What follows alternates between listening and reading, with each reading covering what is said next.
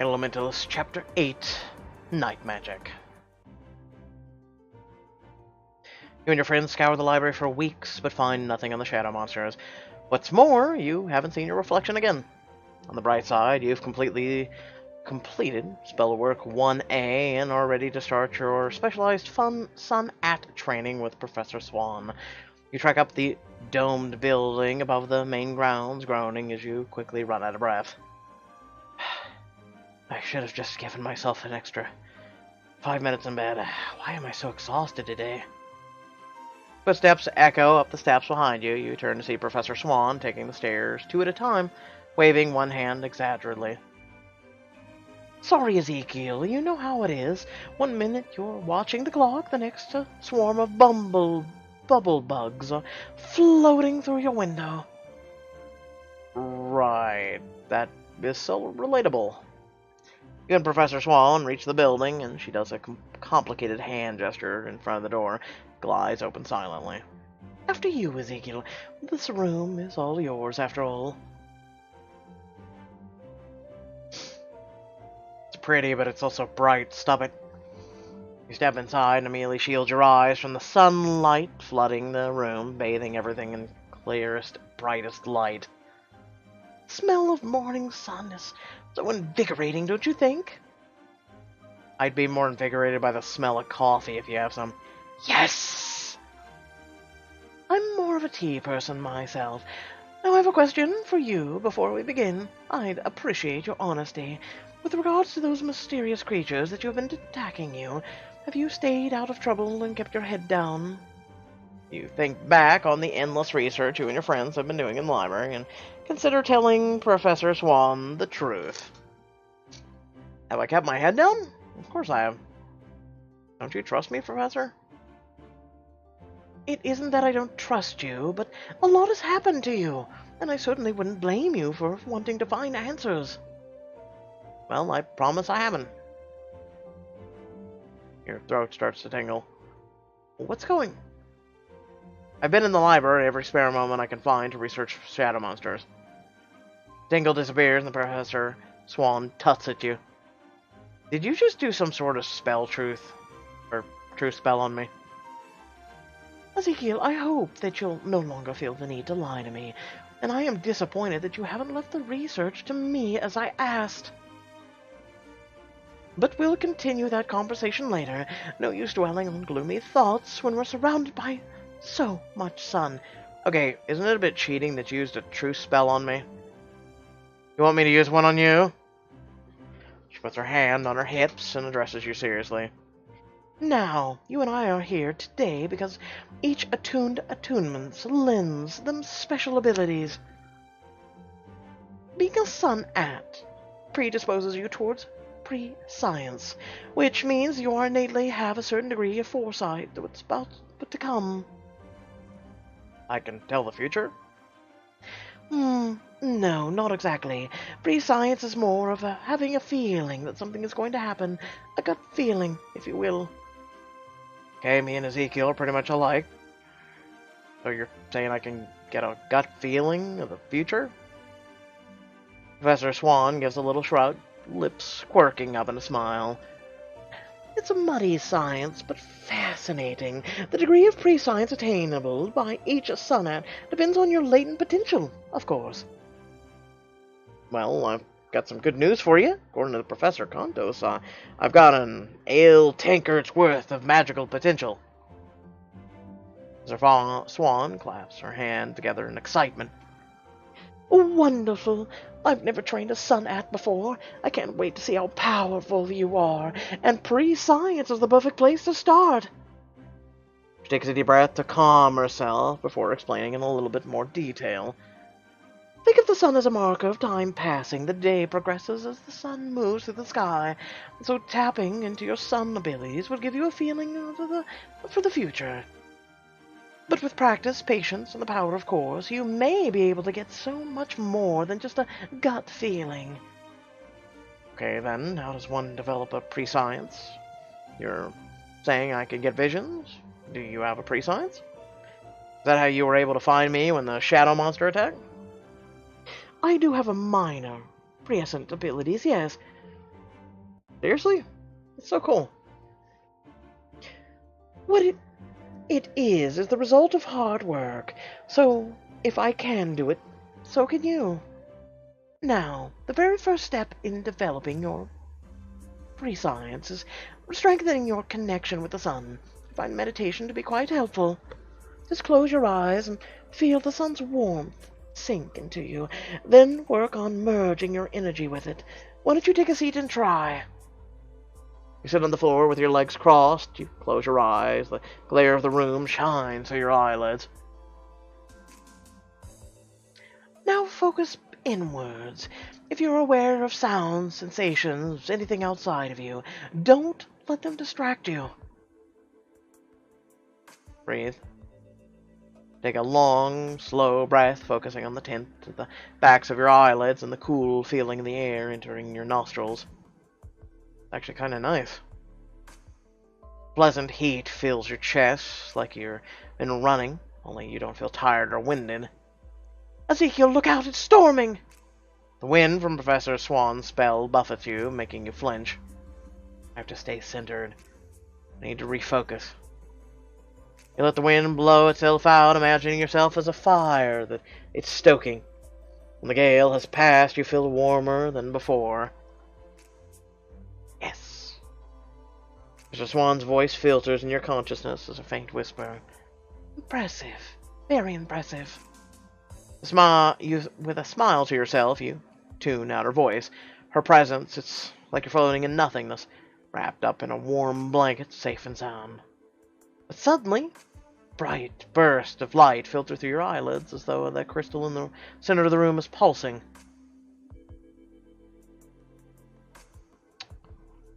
You feel the light hanging around you like it's trying to force itself through your skin and overpower you. I can do this. You need to absorb the light. Welcome the sunlight on your skin, feel it sinking in and warming you further, and feel a responding light start glowing from deep inside of you. Oh, I think I have it. Your ears rush, a tingle runs down your arms and legs. Oh my! Your eyes shoot open, and for a moment, you can't see anything. Holy, I'm glowing! You lose your focus, and the prickly feeling recedes, taking the glow with it. For a moment, dread swirls in your gut, but it disappears so quickly you wonder if you've imagined it. Was that supposed to happen?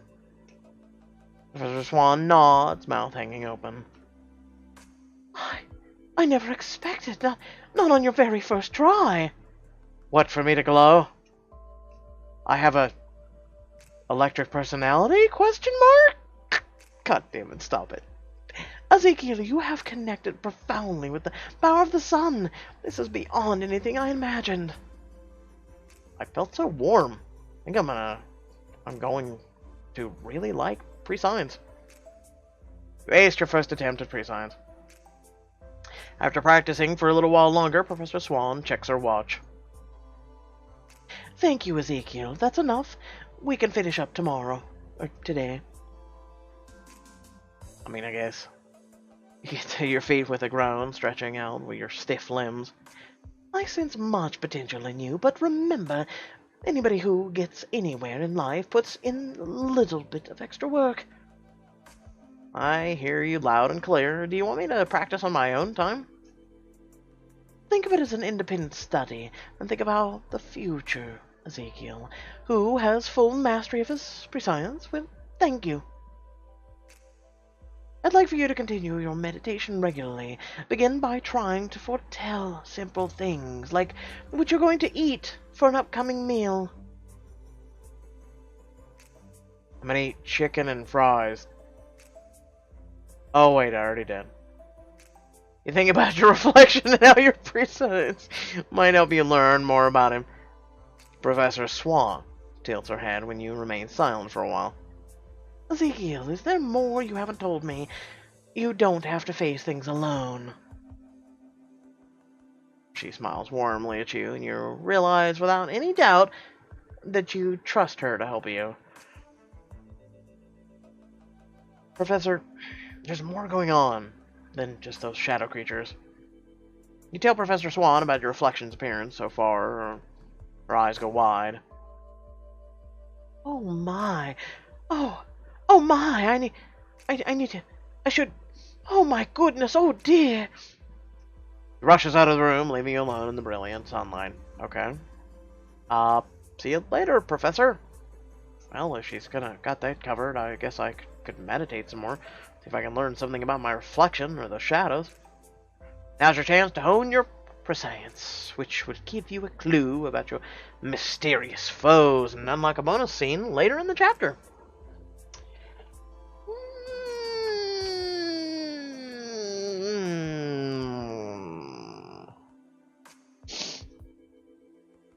I'm tempted.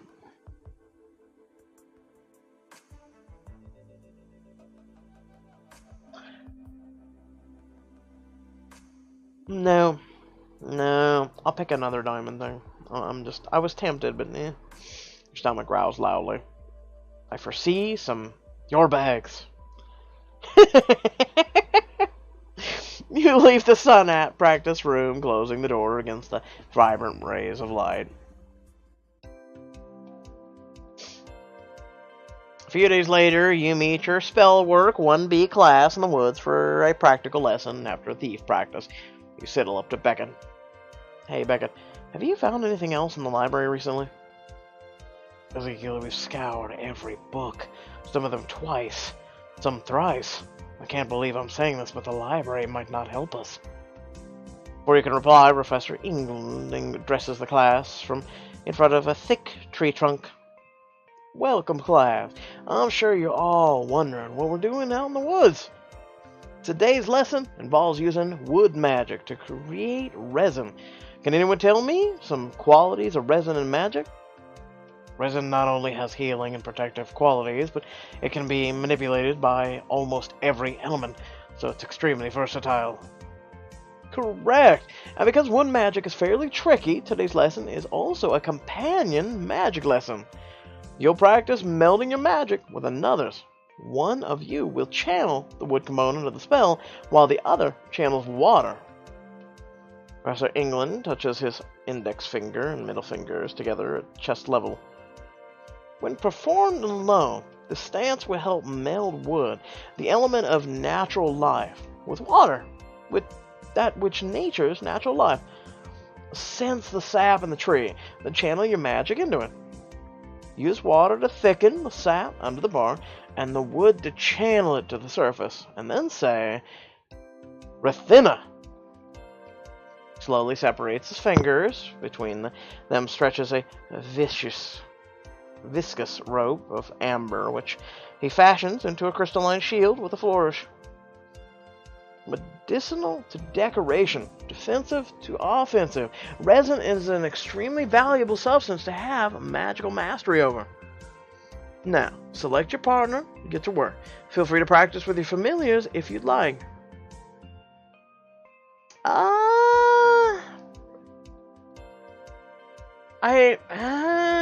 Damn.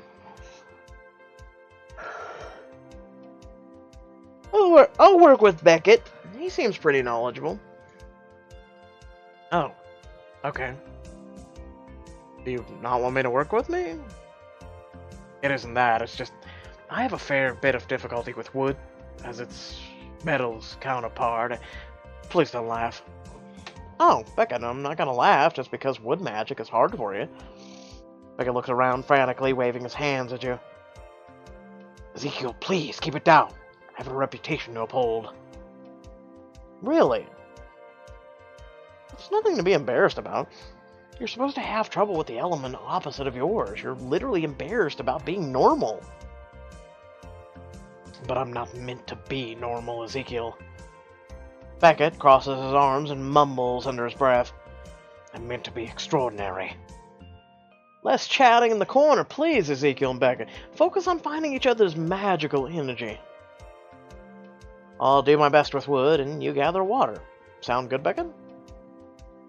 Very well. Loves the tempest at the least.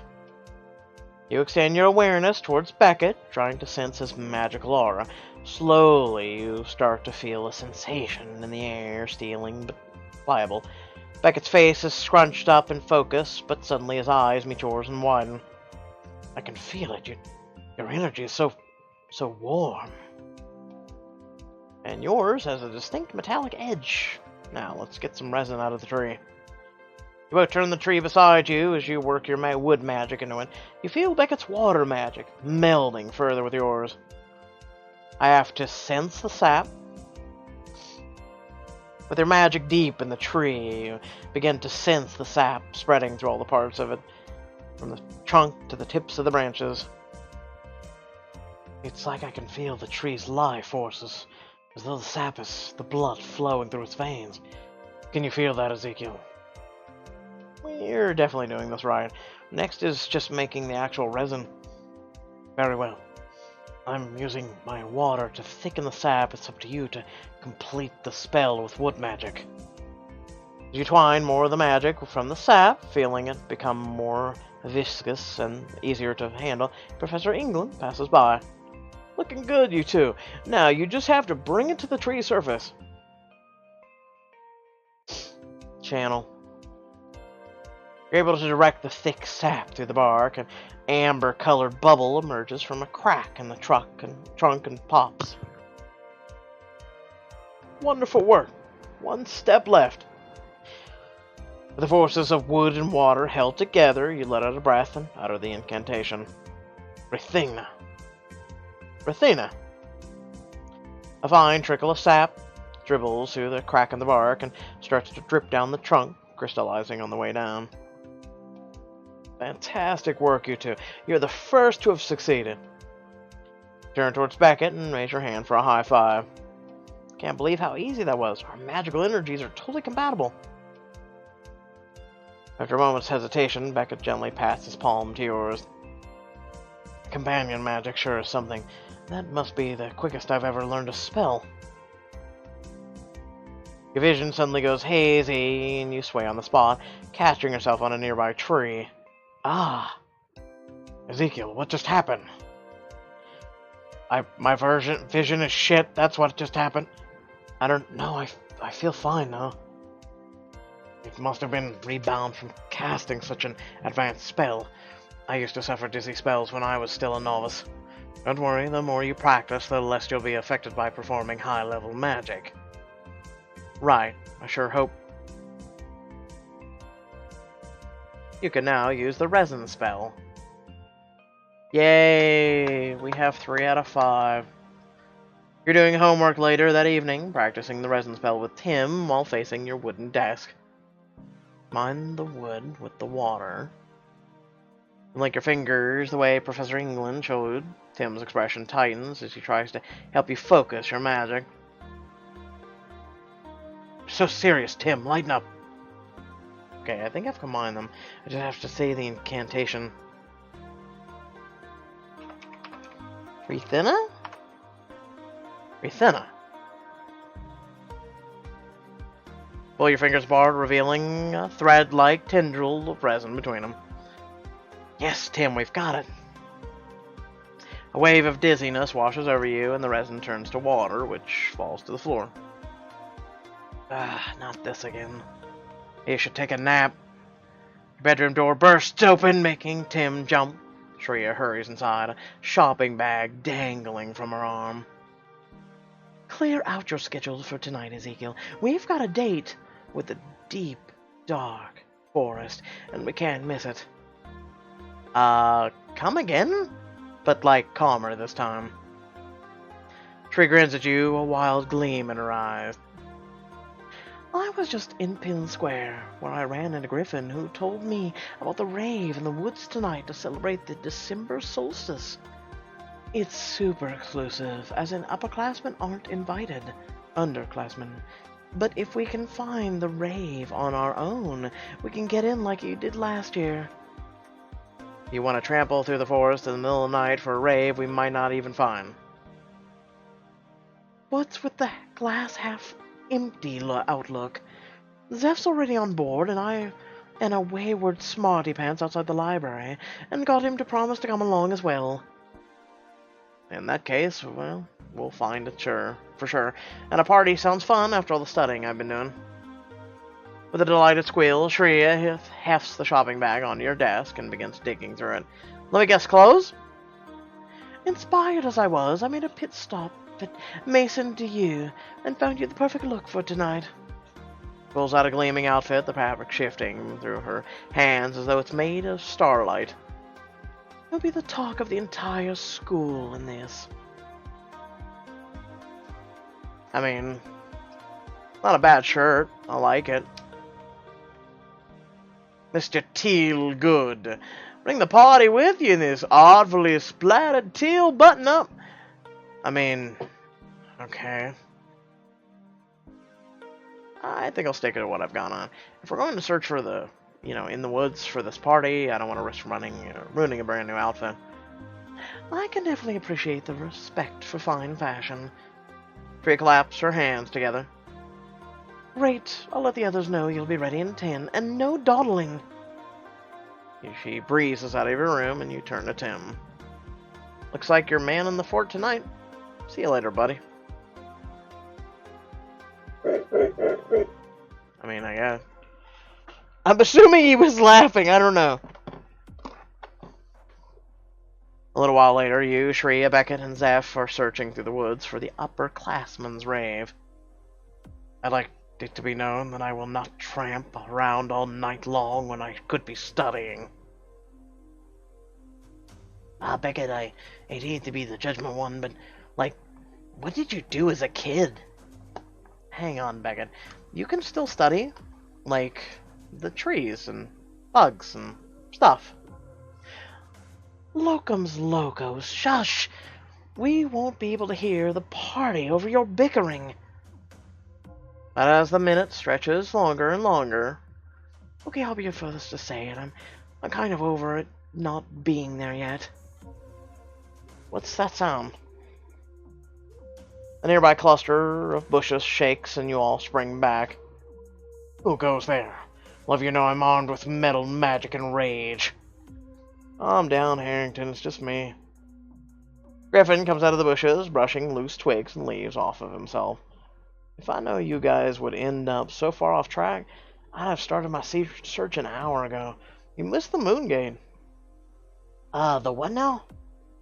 The moon gate. It lets you relive a few minutes of your past, but it's magic. Won't be active again until next year. Come on, party's this way. I can still sneak you in and make it look like you found the place yourselves. You needed a helping hand to find the rave. I mean, did we have a choice for that? Question mark. A glow starts filtering through the underbrush as he leads you through the forest. Music and raised voices start filling the silence. You step into a clearing and your jaw drops. Glowing lights float beneath the trees and create a swirling pathways on the ground. Sparks of magic go up all around, accentuating the pulsing music. Enjoy the party. I recommend getting in on one of the light shows. You can do lots of cool magic with the solstice's energy powering you up. This might be a good time to mention that there's something wrong with my magic. I can barely cast anything without feeling exhausted. I think I might be dying. Alright. My magic's broken. My reflection did this. It'd be ridiculous, Ezekiel. But it makes sense. I haven't seen him for weeks, and now my magic is super weak. It's like he changed his strategy from attacking me to sapping my powers from the shadows. Beckett scoffs. It's the solstice, obviously. The days have been getting shorter. Tonight is the longest night of the year. One of the heightened magical energy. So then why is my energy the exact opposite of heightened? Because you must also deal with the drain of the night upon your sun powers. Basically, it sucks to be a sunat tonight. Dang, so everybody gets to power up except Ezekiel? That's rough, man. Oh, come on. You don't need to magic to have fun at a party. Think of all the parties you went to before you knew you were tuned. No magic at a solstice rave? What are you, tuneless? You're so clever. Just turn to see two upperclassmen that you recognize from thief trials. It's not that big a deal, is it? Tonight's about celebrating the natural energy all around us. Just feeling it is enough. The other girl snorts, looking you up and down. You could have at least tried to make up by being practically attuneless. By being dressing to impress. Freshmen are so clueless. A solstice rave is about contributing to the magic, not just standing around leeching off of everyone else's. How about you back off? Let me ask for your opinion. Shreya, it's fine. I brought this. Reach into a pocket, then take a small crystal vial. A few ounces of golden liquid swirl inside. You grin at the upperclassmen. Yawn. What am I supposed to be looking at exactly? Remember our daydream potion, Zeff? I might have kept a little for later. Oh, Ezekiel, you're bad. You stole from class? But it's a stealing if he made it himself. Experts say no, and by experts I mean me. Upperclassman raises her eyebrows, looking intrigued. Daydream potion, huh? And what's to prove that's a real thing? First years are notorious for botching their first batch of daydream potions. Well, it looks like there's enough for each of us to take a sip. I was feeling brave enough to test my potion-making skills. I'm a bit concerned about how the magical amplification of my solstice may interfere with my potion's effects. Interfere or enhance? Pass around, Ezekiel. I can't wait to see what kind of magic I can do with some daydream potion helping. You let everyone take a sip before downing the last swallow yourself. It tastes like cider, leaves a slight burn in your nose afterwards. Almost immediately, your head spins, the world tilts, and the blurs strangely around you. You thrum the magical energy. Okay, I'm feeling like that amplification thing where you were talking about, Becca. I think I could do all the magic in the world. Watch me cast sunshine, many bubbles, a trippy blur. Sunshine. You focus inward, and this time, connect with your magical inner core easily. Sun energy glows inside of you, warming you from the inside out. Extend your arms up towards the night sky, feeling your energy race up into your fingertips. Enough of this energy-sucking nighttime. I will part the clouds. I will banish the stars. I will call upon the sun. A flash of white light floods the clearing, blinding you for just a second. When it softens, a warm glow settles over the clearing. Partygoers look around in wonder. I can't believe you actually made it daytime. Not just any sun-at can do that, Ezekiel. Slowly, the sunlight fades away. Everyone looks at you as the effects of the potion wear off. Okay, I'm convinced. You've got to be ace in potions if you can brew a daydream potion like that strong.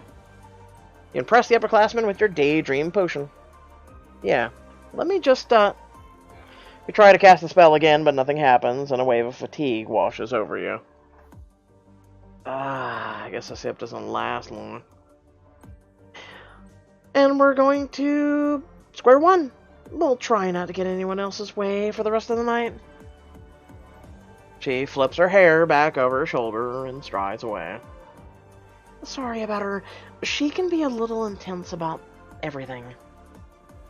That's an understatement. I know a sun spell that could help you out with your magic. It lets you temporarily turbocharge your magical core and cast a solar flare. It's a upper div spell, but being a sun hat, you should get the hang of it easy. Would such a power boost help in a battle against, say, a monster made of shadows and evil? If you think that's something you're going to be dealing with, yeah. I'm sure it'd be useful with that. Hey, sounds like just what you need, Ezekiel. Meanwhile, the snack table sounds like a great idea for me. Ditto that. Good luck with the magic boosting, Ezekiel. Tell me all about your lesson later. While I would rarely pass up an opportunity to learn a spell, the flora in this neck of the woods is absolutely exquisite. If you'll excuse me. You look at Shreya. Oh, you know I'm checking out the party. Catch up with me when you're done. Your friends all head off, leaving you with the enthusiastic upperclassmen. So, what do you say? Want a turbocharged magical core at your, core? This is the Solar Flare spell, an incredibly powerful spell. Sun spell, no less. You don't want to miss out on adding this to your arsenal. Turbocharged magical core. Don't I just put my hands in front of my face and yell, Solar Flare! And everything goes bright? I'm not interested. It's taking all of my energy just to exist right now. I can't imagine trying to cast. Alright, suit yourself. The other student shrugs and walks away, leaving you alone. Solar Flare! You make your way around the party, taking in the sights and sounds, and eventually scouting out your friends. Griffin sits on a log with a strange string instrument in his lap, surrounded by upperclassmen listening to him play. Tree is at a table full of snacks, mixing various luminescent liquids together in a fancy glass. And Beckett appears to be examining one of the trees on the outskirts of the clearing. He touches it, then pulls back with a look of fascination on his face. Here's your chance to hang out with one of your friends. You'll have the opportunity to get away from the party and spend some one-on-one time with them. Will things stay casual, or will sparks fly? Oh, they're non-diamond. Okay. Hello. You approach Shreya, who spins nearby and nearly bumps into another partygoer. Her drink sloshes out of her glass, turning to glitter as it rains down. Whoops. You again. She stares at Shreya, then notices you and sends you a scathing look as well. I need some fresh air. She stomps away, and you approach Shreya with a grimace. Ezekiel, just who was I looking for? The girl's kind of an enigma, isn't she? That's one way to put it. Now, please tell me you're not just drinking straight-up glitter. Glitter in a phoenix? Tremoli? Never. The secret is ginger ale, equal parts of grenadine, lime, 3 tongue-twist tear-jerker candies. She holds a glass beneath your nose, and you get a fruity whiff. Ooh, looks also good, too. Go on, have a sip. Free of spirits, full of flavor. And I made this one especially for you. A sip? You drink it. I don't think I'm in the mood for a mouthful of glitter. Oh, ye of little faith. As long as you're drinking, it stays liquid.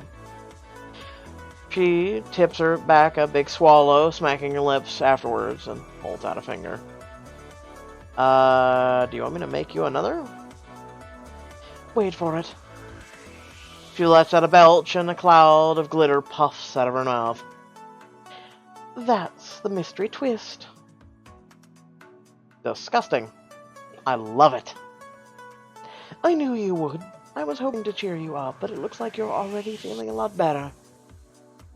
You just have a way of putting me in a good mood. Shreya puts a hand on your arm with a giggle. You're too much. Want to help me make another drink? We can see what the other one-liners you can come up with. Another drink? I'm more interested in you. Shreya laughs delightedly. You're a natural. And I'm being totally honest. Don't tell the others, but the real reason I agreed to come to the party was to spend more time with you. Shreya steps closer, batting her eyelashes. Well then, we'll have to find something fun to do, won't we? Yeah, we can play pin the tail on that ass.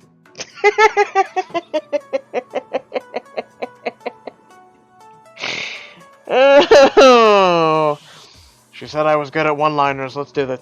Anyway, a round of cheers from the nearby dance floor catches Shreya's attention. She takes your wrist, giving him a gentle tug. Okay, I'm over drinks. Dance with me, Ezekiel. Make the most of your time with Shreya. You'll get to enjoy a surprise away from the party as well. I'll give you a surprise. It's in the box. I mean, what? It's getting a little loud over here. I think I'm gonna go find a quiet place for a quick breather. Hope you don't mind. No worries. I'll see you around. You wave goodbye to Shreya, who shimmies her way onto the dance floor. You then turn and head somewhere calmer. As you're walking around, Zeff appears with a big smile on his face. You look like you're having a good time. What have you been getting up to? Oh, nothing much. Just made the rounds, showed off my dance moves, won an arm wrestling tournament.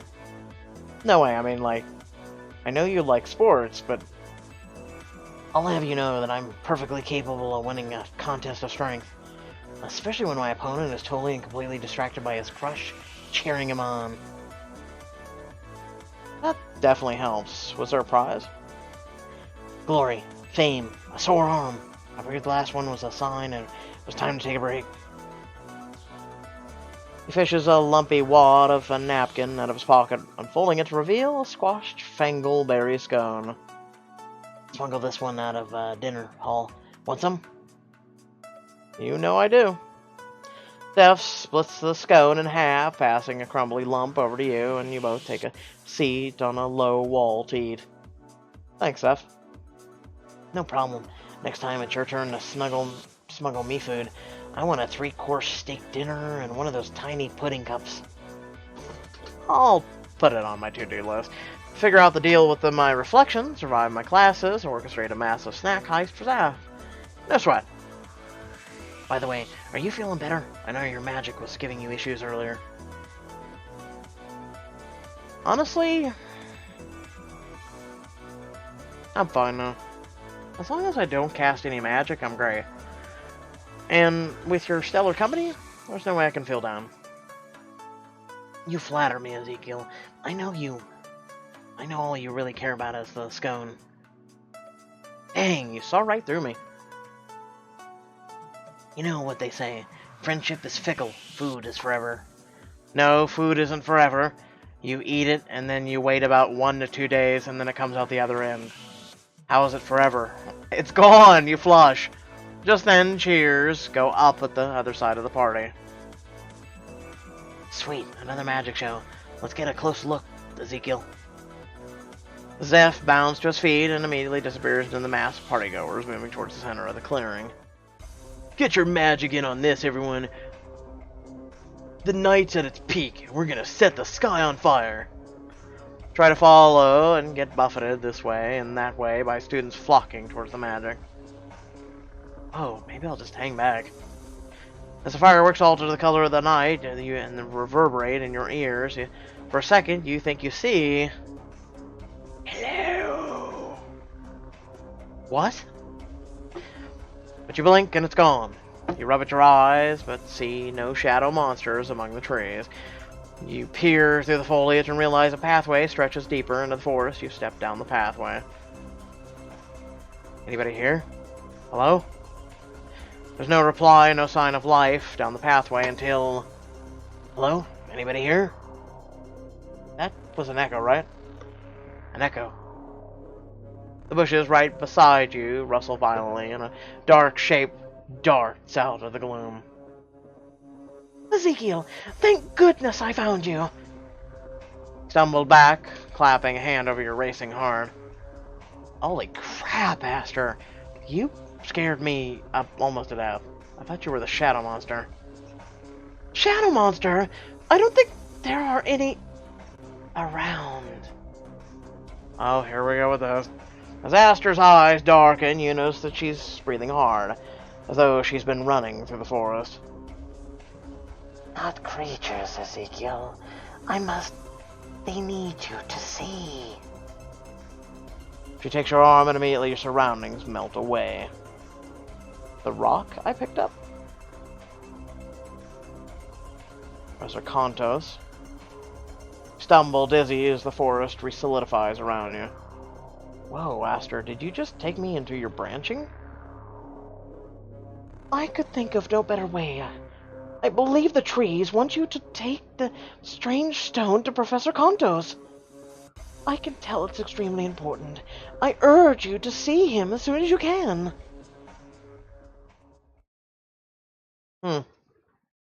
Look, it's the neon white. What's that? You want some more white? I got some more white for you. Yeah. Yeah. Science. Rawr. Breaking Bad. Hey. So, without further ado, I hope y'all did enjoy the video. Please remember to like, share, and subscribe if you're not already. And make sure to hit that bell next to the subscription button so you can receive notifications when content does go up. And head down the description below. Links to social media, Discord, and a few links to support me and my content. And you can also tune in to Twitch, where we do live stream of choices. And I hope you all had a great day. Hopefully better than mine. Mine's been a long, meh day. It's been meh. Especially with this white bloody goddamn screen. Oh my god. Especially when you're tired. Oh, it only gets worse. It only gets worse. So yeah, we're pretty much done. I will see you all Monday, unless you're interested in Diamond Editions, which, by the way, a couple of the Perfect Match Book 1 Diamond Editions are up on the channel. I think we're up to Chapter 9. I could be wrong. But I believe it's 8 or 9. So I believe we have 5 or 6 more, and then we're done with Perfect Match. Then I was going to jump over to Bloodbound, complete that. And then also, there's plenty of content coming down the pike for this month. So stay tuned for that. And then there's a ton of content coming for January. So you guys will not want to miss that. Like I said, you should really head over to Twitch. Feel free to follow, and you can watch that content live. Join us. We have a lot of fun, and hope to see you there. And without further ado, thanks for watching, and I'll catch you all, hopefully, in the next video. Peace.